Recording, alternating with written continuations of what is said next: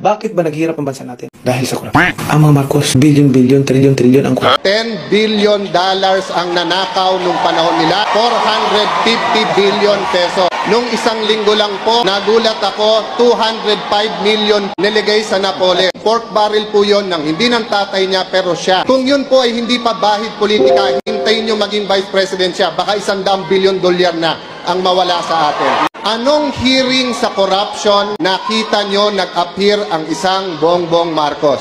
He is as guilty, di ba? So, ang issue kay Marcos, yung corruption, yung hidden wealth, yung pagnanakaw. Ang projection ng ilang ekonomista, pagbabaro ni President Bongbong, nasa 25 trillion na tayo. Ano yung nakakapangamba rito? Hindi bali mangutang sa sinegosyo, nangungutang tayo para mag-invest. Nang sa ganun, pag kumita, mababayaran natin yung utang, meron na tayong sariling pera. Pero kung ang investment natin ay ginagawa sa maling pamamaraan dahil maraming kickback, 20, 15% o abot pa ng 60, 70%, anong investment na magagawa mo?